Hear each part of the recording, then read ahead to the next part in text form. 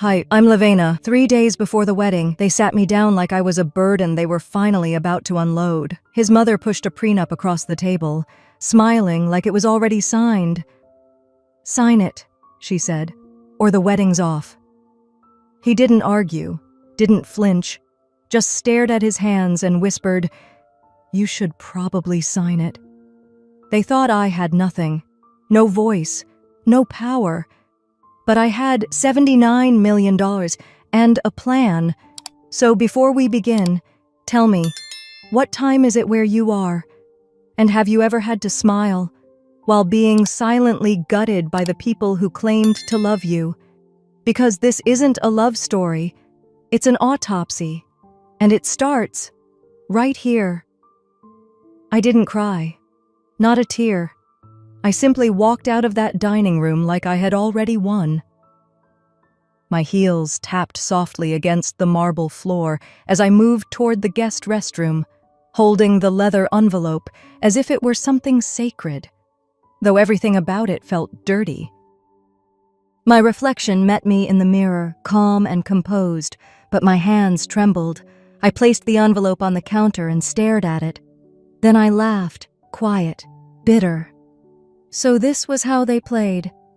I took a deep breath and opened it slowly. The air in that powder room felt colder than it should have. As I scanned the pages, my stomach twisted. Clause after clause. It was an insult wrapped in legal jargon. Ramona didn't just want to protect her son's assets. No. She wanted control.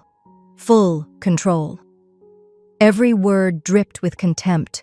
Infidelity clauses, inheritance waivers, even a condition that if I ever sought therapy without Braden's approval, I'd be penalized financially.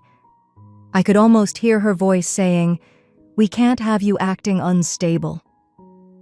Braden's signature was already there. Neat, precise. Probably signed before dinner.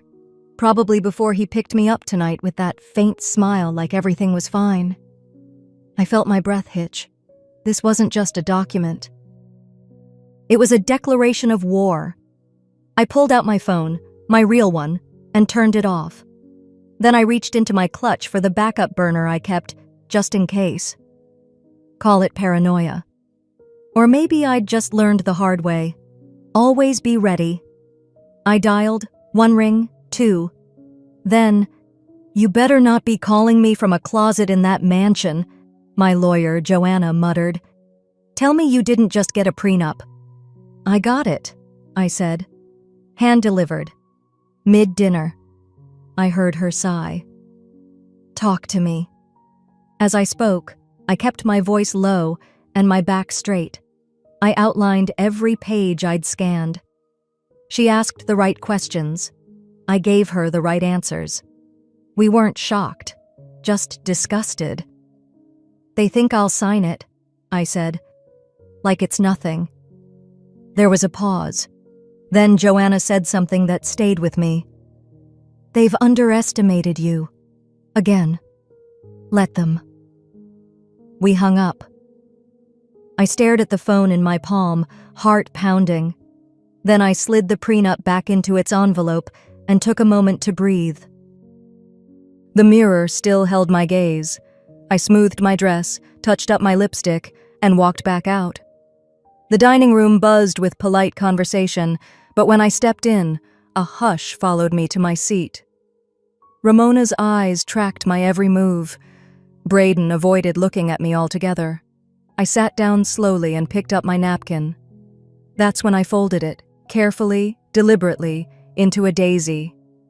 My mother taught me how, when I was 10, on a rainy day after school, "When people show you disrespect," she used to say, "you show them precision, grace, and then if they push, you show them strength." I placed the daisy beside my plate like it belonged there. Then I smiled. Ramona raised a brow. "Well?" I tilted my head. "It's quite a document," I said. "You must have had it prepared weeks ago." Her smile was thin. "We just want what's fair." Braden finally looked up, almost sheepishly. "It's not personal, Lev." I wanted to laugh, but I didn't. Instead, I turned to him and said, Of course not. It's just legally binding emotional warfare served with steak and potatoes. He flushed. Ramona looked pleased with herself. The rest of dinner crawled forward, but I didn't say another word. I didn't have to. Every smile I offered was calculated. Every nod rehearsed. And when dessert came, some overcomplicated lemon tart, I excused myself again, this time claiming I had a call to take. I went to the veranda instead. The sun was low, casting golden streaks across the valley. I stood there, letting the cool air touch my face. And for a moment, I let it all in. The betrayal, the humiliation, the bitter taste in my mouth that wasn't from the wine. But underneath it, there was something else. I didn't feel defeated. I felt clear. This wasn't just about a wedding. It wasn't even about love, not anymore. This was about power, about worth. And they were about to learn the cost of underestimating someone who built herself from nothing. From behind me, I heard Nerida step out. She didn't say anything at first, just stood beside me, her hand brushing my elbow gently. "You okay?" she asked. I nodded. "Yeah." She looked at me for a moment, then leaned in. "Whatever you're planning, make it good." I smiled. "Oh, I will." Back inside, Ramona was laughing about something with Marjorie. My brother Cullen was telling a story I'd heard 5 times already, and Braden was drinking his 4th glass of Merlot. I sat down again and waited for Ramona to glance my way. When she did, I gave her a smile so serene it made her blink. Before I left the room, I smiled and whispered, "Challenge accepted." I was walking straight into war, with a folder of evidence and a smile. It was nearly midnight by the time I stepped into the guest house. The air inside was still warm from the day, but the silence had cooled it. I kicked off my heels at the door, unzipped the side of my dress, and let it fall over the chair like the night had never happened. But of course it had. Outside on the patio, the vineyard shimmered beneath the moonlight. The Keller estate stretched for miles in every direction, rows of neat vines, perfectly aligned like soldiers following orders. I wrapped a light shawl over my shoulders and stepped outside, barefoot. The stone beneath my feet felt grounding. I didn't shake. I didn't cry. I thought. I was still there when I heard the door creak open behind me. I didn't have to look to know it was Nerida. She didn't speak right away, just handed me a glass of wine and took the chair beside mine. We sat for a moment, letting the breeze settle between us. She was the one to break the silence. "You always said, if they ever showed their real face, you'd be ready. So, are you?" I took a slow sip. "I'm not surprised," I said. "But I am disappointed." She looked at me sideways. "In him?" "In myself, for hoping he'd be different." She didn't push. She never did. That was the thing about Nerida. She knew when to speak and when to let silence do the work. I reached for the small clutch I'd dropped on the patio table earlier. From a hidden pocket inside, I pulled out the second phone. Matte black. No identifying features, just clean utility. I powered it on, watching as the signal bar lit up. Then I scrolled through until I found the contact labeled Isolde Brandt. Nerida raised her brow.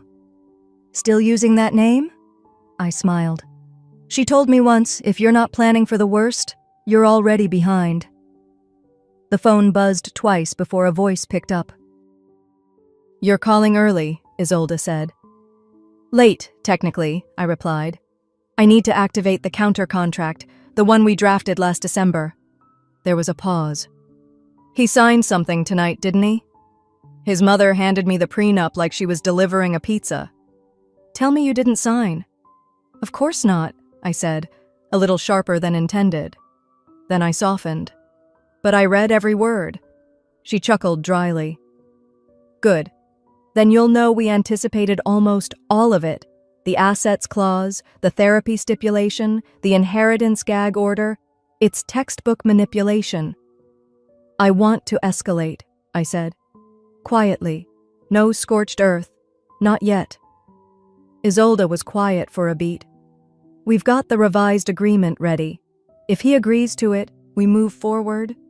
If not, I walk, I finished, and I take the receipts. Nerida didn't say a word. She watched me like she always did, reading behind the eyes, not just the mouth. When I hung up, she took a slow sip of wine.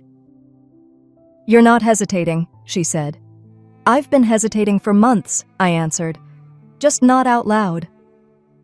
There was a knock on the guest house door. Both of us froze. I looked at the phone in my hand, then at her. Without speaking, I slipped it back into the hidden pocket and adjusted the shawl around my shoulders. She rose, whispered, "Need me to stay?" "No, but thank you." When I opened the door, Braden stood there, shirt slightly untucked, tie loose, wine on his breath.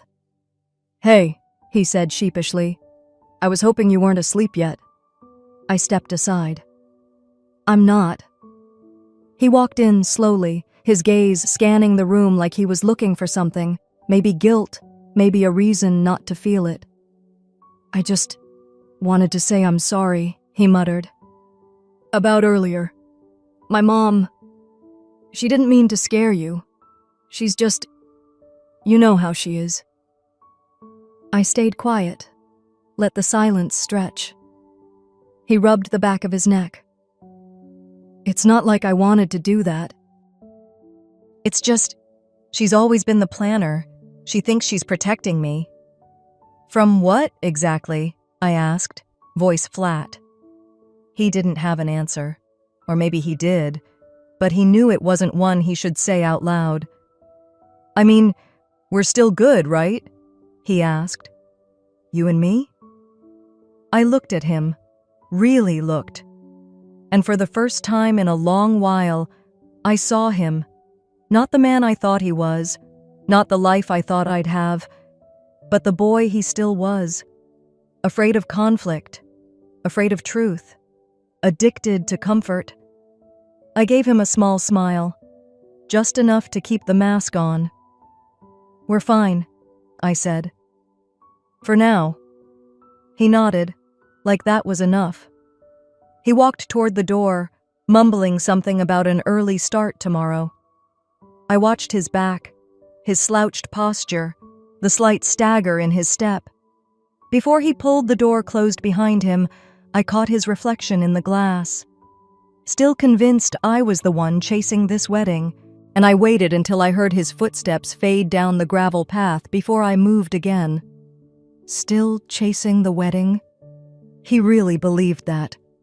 I sat there for a long time, letting the weight of it all settle over me, not crushing, but clarifying. That night, I didn't sleep. I lay in bed, eyes open, thinking of all the ways people show you who they really are when they think you're not paying attention. By morning, the air had cooled. The sunlight crept gently over the vines. I slipped on a light sweater, pulled my hair into a low knot, and left the guest house quietly. No one was awake yet. Or maybe they were. They just knew better than to meet me out there. I needed space, not for peace, but for precision. The garden behind the main house stretched along the property like a secret someone once cared about, but hadn't touched in years. Overgrown roses, fading trellises, beautiful in a tired kind of way. I followed the gravel path behind the greenhouse until I found the little iron bench tucked beneath a line of old sycamores. I sat, slipped in my headphones, not for music, but because people speak more freely when they think you're not listening. It didn't take long. Ramona's voice came first, crisp, sharp. She was somewhere on the other side of the rose hedge, probably by the stone table where she liked to drink her second coffee. "She'll sign it," she said. "Women like that, raised poor, no real family support. This wedding is a ladder." She's clinging. I didn't blink. Marjorie chimed in, her voice lower, a little more hesitant, but still firm. Just like she clung to Cullen when he got promoted. I still don't understand why he let her live with us all those years. There it was, the kind of insult that pretends to be confusion. They didn't know I could hear. Maybe they never really saw me in the first place. I reached into my pocket and tapped the recorder app on my phone. No shaking hands, no adrenaline spike, just clarity. I hit record. They went on, laughing, speculating. Ramona said I was a pretty face with small-town instincts. Marjorie wondered aloud if I'd planned the whole engagement just to get a piece of the Keller name. Their words didn't hurt the way they might have once. They didn't slice. They accumulated. Quiet, steady weights stacking one by one, forming a wall I'd no longer pretend didn't exist. When their voices trailed off, I stopped recording, sat still, let the silence return. I pulled out my phone again and scrolled through my messages, found Cullen's name. The last time we spoke, he told me to let things go for the sake of family peace. This time I typed, "Remember when you told me to let things go?" I didn't. I just waited. Then I hit send. I took the long way back to the house, past the west orchard and down the slope behind the pool. By the time I reached the back steps, the patio doors were open and the brunch table was already being set. Ramona saw me first. "Oh, there you are," she called brightly. "We were just saying you must have gone for a little walk. Did you sleep okay?" I smiled, like a rock. She poured coffee into a white china cup and handed it to me with a rehearsed warmth. "You should eat something. It's going to be a busy day." I took the cup, nodded, sat. Across the table, Marjorie talked about florists and seating charts, pretending her fingers weren't still laced with judgment from just an hour earlier. I didn't mention the garden. I didn't mention the recording. I sipped my coffee, added just enough sugar to keep it neutral, and matched their fake warmth with one of my own. That's the thing they never got about me. I don't scream. I don't storm out. I listen. I wait. And when the moment comes, I don't warn. They thought silence made me weak. But silence is where I sharpened my aim. Tension started long before that. Around 5:30, the staff began setting the long, formal table in the east dining room. Silver polished, candles lit, linen folded so tight it looked like someone was trying to hold their breath. I watched it all from the upstairs landing, arms crossed, a cup of tea going cold in my hand. They moved around like everything was fine, like nothing had been said in gardens or whispered through wine glasses, like weddings were fairy tales, not power plays. At 6:50, I went back to my guest house and changed, charcoal gray dress. No jewelry but a single thin gold band on my right hand. It wasn't about style, it was about armor. By 7:15, I was seated at the dinner table between Marjorie and an old Keller cousin who smelled like pipe tobacco and entitlement. Braden was across from me, pretending to engage with a friend from college. Ramona sat at the head, commanding as always, sipping something that looked like control poured into crystal. Midway through the main course, she clinked her glass. The room hushed. "I want to thank everyone for being here," she began, voice syrupy sweet. "This weekend is about family, about legacy, about protecting what matters, values, traditions, and what we've all worked so hard to build." She smiled as she spoke, but every word came like a veiled slap, and every eye at the table flicked between me and her like they knew exactly who the speech was aimed at. When she finished, polite applause followed. I clapped too, just twice. After dessert, I excused myself and stepped into the side sitting room. I needed air, not from outside, but from a space not dripping with pretense. The room was quiet, warm from the fireplace. I walked slowly, fingers grazing the edge of the old piano in the corner. I'd barely had time to exhale before she followed me in. Ramona closed the door behind her. Didn't sit. "I know you think you're clever," she said. I turned toward her, slowly, no surprise, no fake smile. "Clever women," she continued, tend to forget their place. And when they do, things unravel. I'm giving you a choice, Levena. Sign the prenup, or don't. But if you don't, there won't be a wedding. Not unless I say there will be. I said nothing, just looked at her. Let the silence fill the corners. She stepped closer, lowering her voice like she thought that made it more powerful. You're marrying into a legacy. That comes with rules. You don't get to change the script just because you think you're smarter than the rest of us. I took a breath, let it out slow. Then I spoke, softly. You seem to think your approval is still part of the equation. She blinked. But before she could respond, Braden walked in. He froze for a second, sensing the tone. Looked at me, then his mother. Said nothing. Ramona turned to him. She needs to be reminded that you're the one doing her a favor. I looked at Braden then, really looked at him, and all I saw was a man who wanted to disappear. I stepped forward, not toward him, just past them both. I'll remind you of something else, I said, voice steady. You know who has more to lose if this wedding falls apart? You. I'm not the one standing on borrowed wealth. Neither of them spoke. I walked out. The hallway was empty. But the weight in my chest had lightened. Not gone, but different. Not pain, something sharper. 10 minutes later, I stood alone on the back terrace. The moon was out. The wind had picked up. Somewhere inside, I heard laughter from the dining room. It didn't reach me. Narita joined me quietly, hands tucked in the sleeves of her cardigan. She didn't ask what happened. She didn't need to. You okay? She said after a moment. I looked at her. Let the question hang. I think I've stopped trying to be... Eyes open, body still, like instinct wouldn't let me sleep too deep. There's something in your bones that knows when the ground under you is getting ready to crack.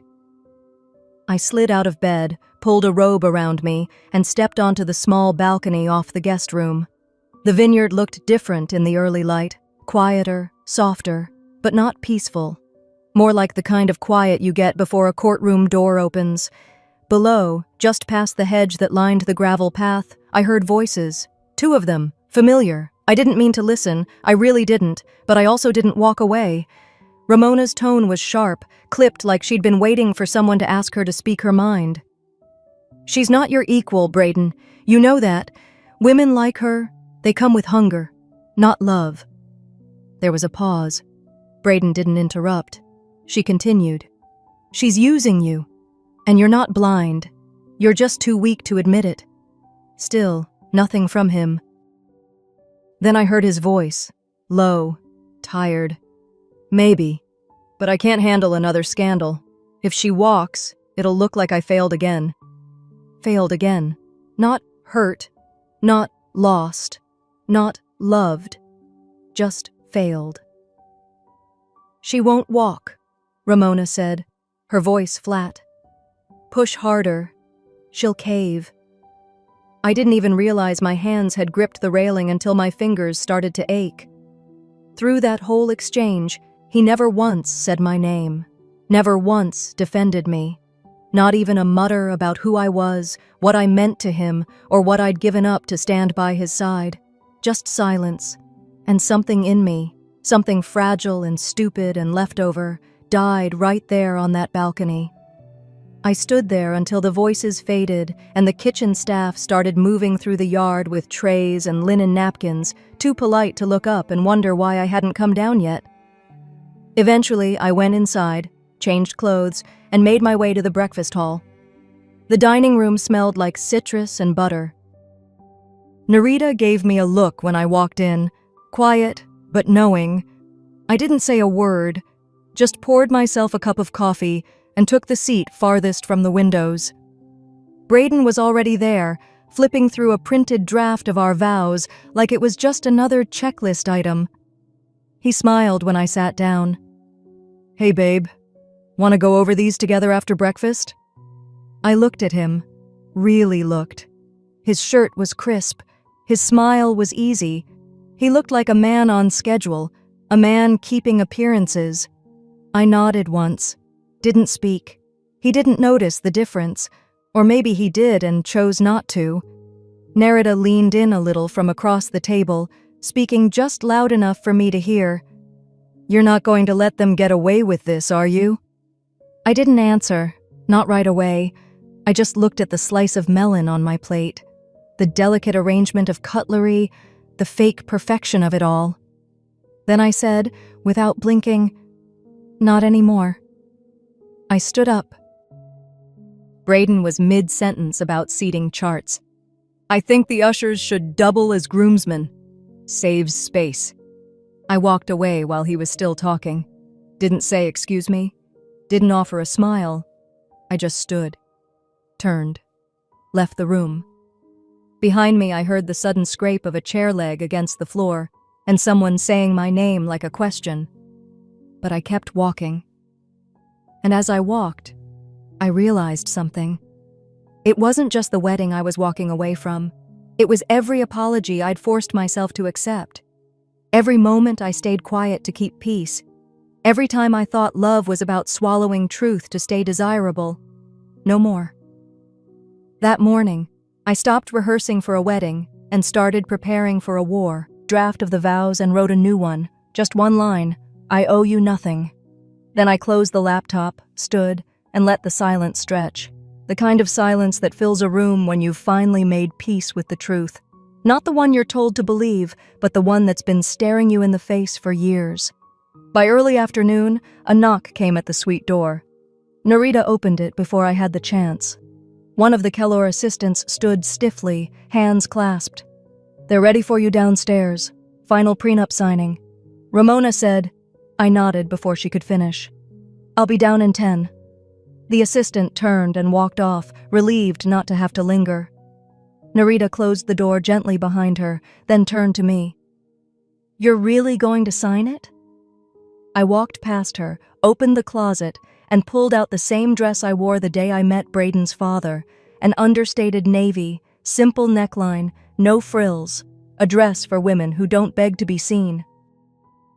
I'm going to sign what they think is theirs, I said calmly, slipping my arms through the sleeves, and leave them holding the paper they wanted so badly. Nerida didn't ask more. She just watched. The Keller family's home office was exactly what you'd expect from a dynasty obsessed with legacy. Heavy wood furniture, oil paintings of grim men in even grimmer suits, books no one touched except for decoration. Ramona was already seated, back straight, chin slightly raised like she'd practiced the posture in a mirror. Braden stood awkwardly by the window, avoiding my eyes. The lawyer, some man they introduced to me once but never really expected me to remember, placed the leather-bound contract on the table. A gold pen rested on top, like a dare. We've included everything discussed, he said, with a polished voice that sounded like it belonged to a politician, not an attorney. It's standard language plus the protections Ms. Keller requested. Protections. That was their word for the cage they built. Ramona didn't even look at me. She just gestured to the chair across from her. We've already delayed enough for your doubts. If we're doing this, let's do it. I sat, slowly, ran my hand across the top page. Braden cleared his throat but didn't speak. No one ever does. When they know the silence will protect them more than the truth.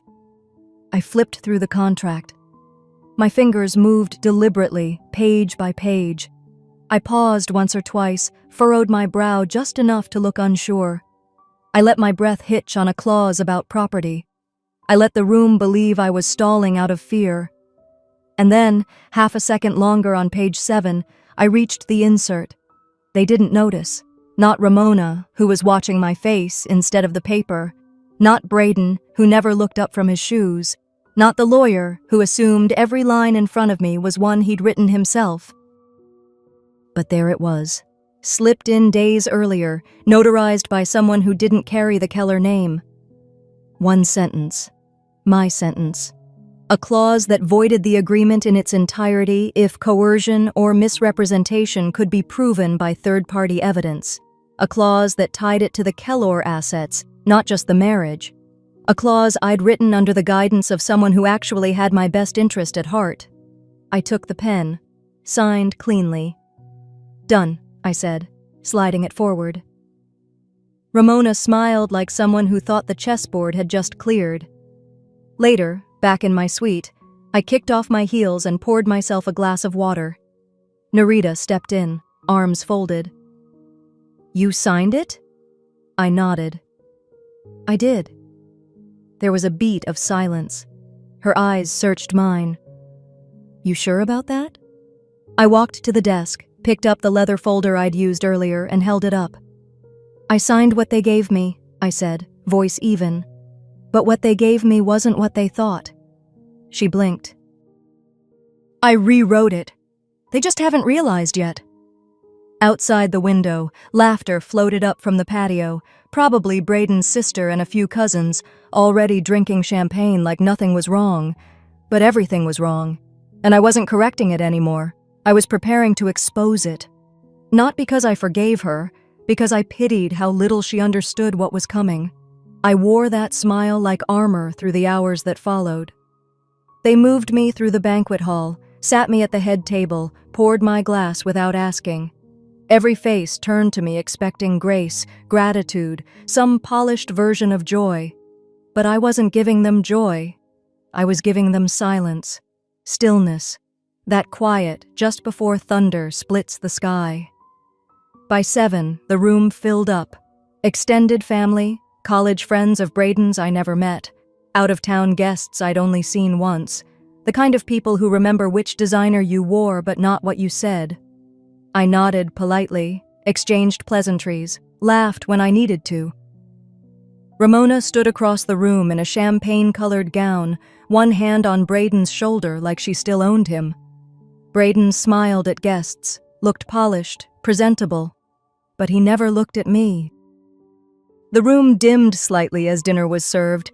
Candlelight reflected off crystal glasses, the kind of ambiance people pay thousands for to pretend they're close. Ramona stood just after the dessert plates were cleared, glass in hand. "I just want to say a few words," she began, smiling wide, eyes sharp. "Marriage is about sacrifice, about giving. And a woman who truly loves doesn't need a title or money. She simply gives, endlessly." A few chuckled. Not too loud, not too sincere. Just enough to fill the space where someone should have said, "That's not appropriate." Braden didn't stop her. He didn't shift, didn't flinch. He just took a sip from his wine glass and let her keep going. I could feel Nerida glance over at me from 2 seats away. I didn't look back. Instead, I stood, lifted my glass, let the room settle. Then I spoke, calm and even. "And a man who truly loves doesn't let his mother speak in place of his heart." There was a pause, soft, stunned.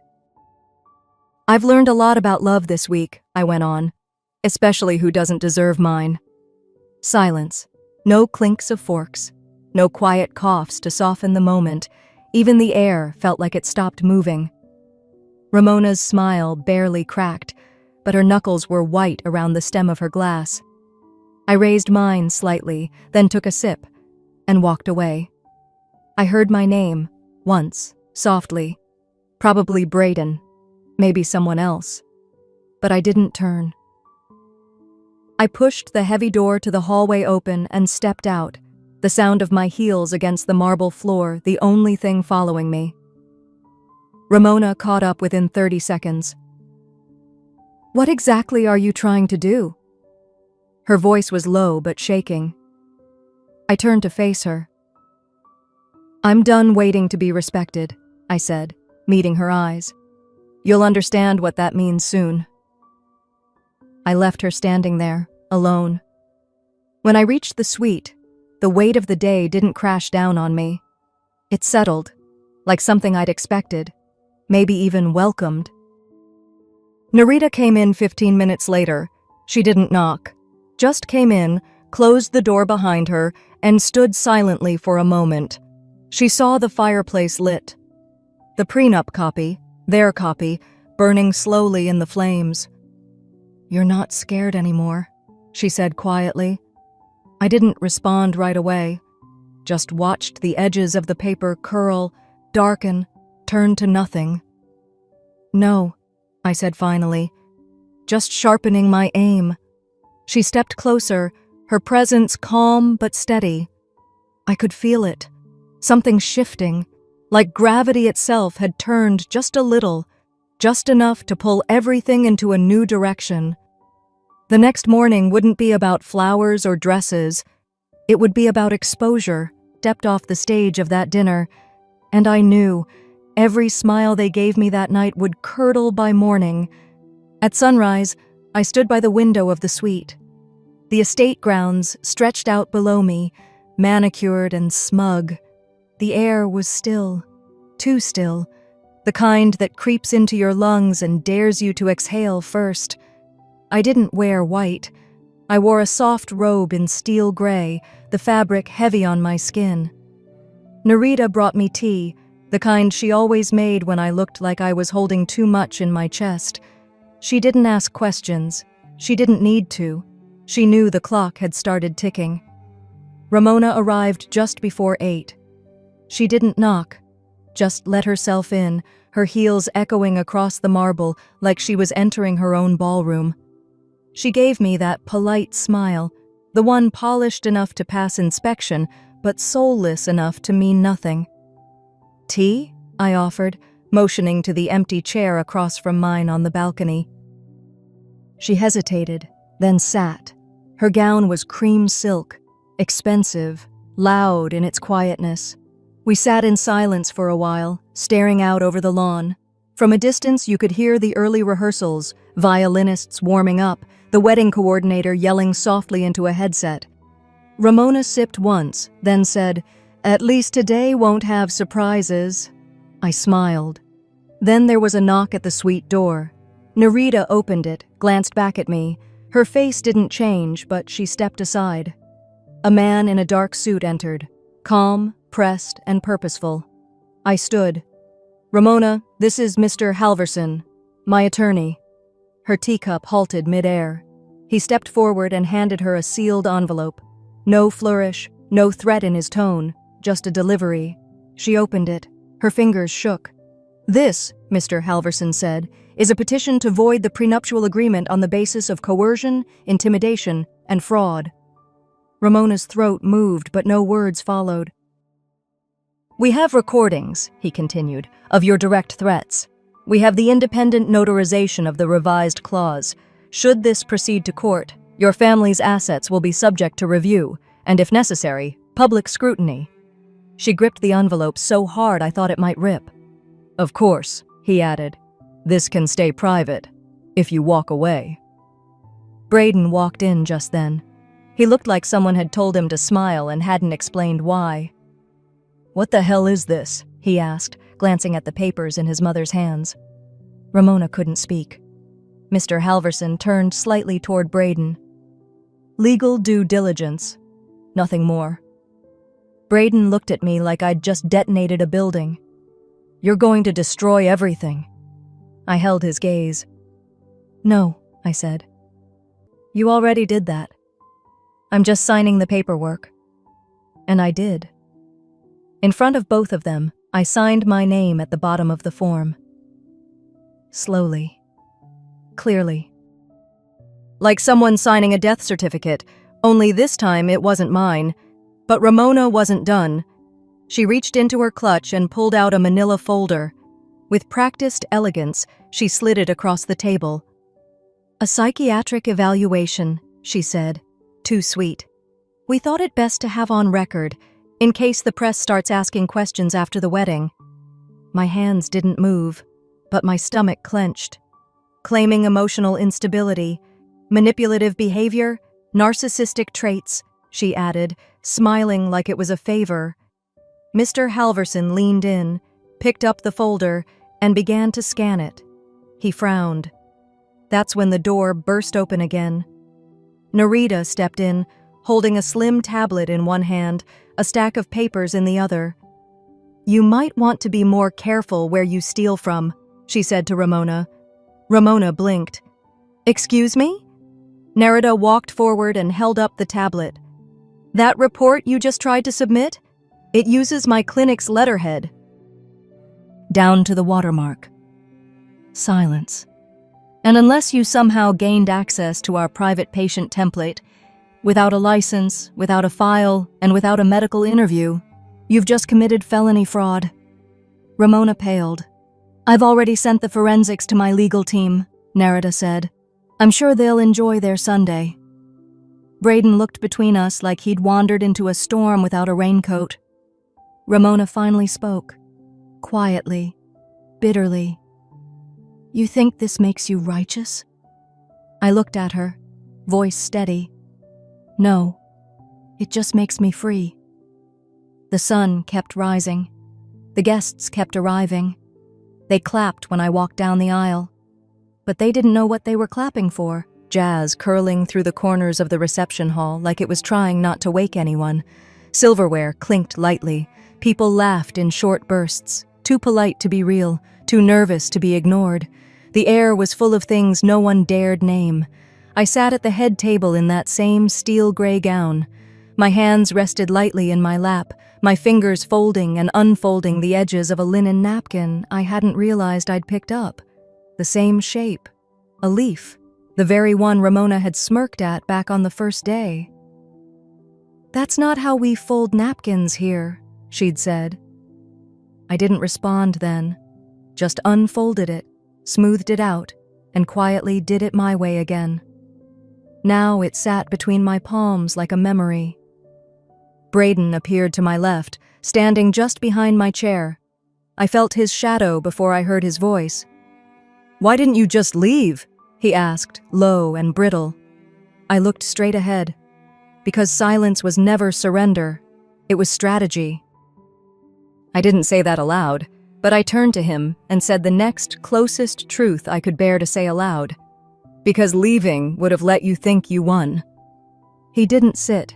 He just stood there for a moment, then nodded once. Slow, like a man trying to act like he understood something far too late. And maybe he did, but not deeply enough to change anything. Across the room, guests lingered near the champagne fountain, sipping, chatting, glancing over like we were animals at a zoo exhibit. Beautiful, quiet, dangerous. But no one dared to get close enough to ask why the bride hadn't smiled once. Ramona didn't come to the reception. Word had spread through the servers. She'd left just before dinner, slipped into a black town car with no fanfare and no explanation, no toast, no goodbye. Nothing but the cold vacuum of her absence. A woman I didn't recognize, someone from Braden's extended circle, maybe a cousin, leaned down as she passed and whispered, "You've held yourself so well through all this. I don't know how you do it." I looked at her. "You have no idea what it took to keep this together." She blinked, smiled awkwardly, moved on. Narita eventually slipped into the empty seat next to mine. She didn't speak right away. She didn't need to. She saw what I was doing, unfolding, then folding, the napkin again and again. "You're still working through it," she said, not as a question, but as an observation. I didn't look up. "I don't know what to do with my hands when I'm not fighting." She smiled faintly. "That's because you were never just defending yourself. You were building something." I let the napkin rest. The music had shifted to a mellow, piano-heavy tune, almost too soft for the space. My phone buzzed. I pulled it from the inner pocket of my gown. Yes, I'd asked for one with pockets.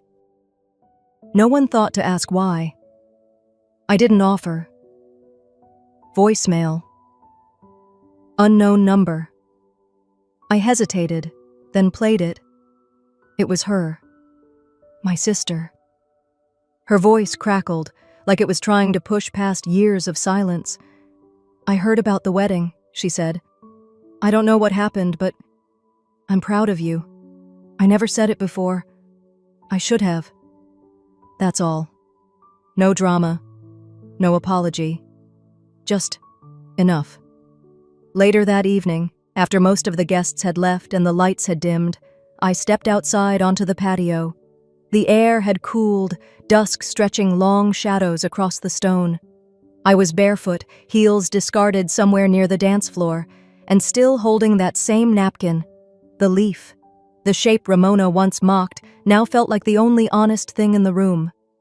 I walked to the edge, held it up for a second, then let it go. The wind took it gently. It didn't soar. It just floated, low and quiet, then disappeared over the edge. That vow wasn't for him, I whispered to the dark. It was for me. And it was true. I promised I'd never be small for anyone again. Some weddings start a new chapter. Mine ended one. 4 hours ticked by, the kind of quiet that makes your ears ring, until the car glided away at 3 a.m. I uploaded the footage to a secure folder, copied the link to Thomas, and wrote, "For the file, harassment." I wasn't scared.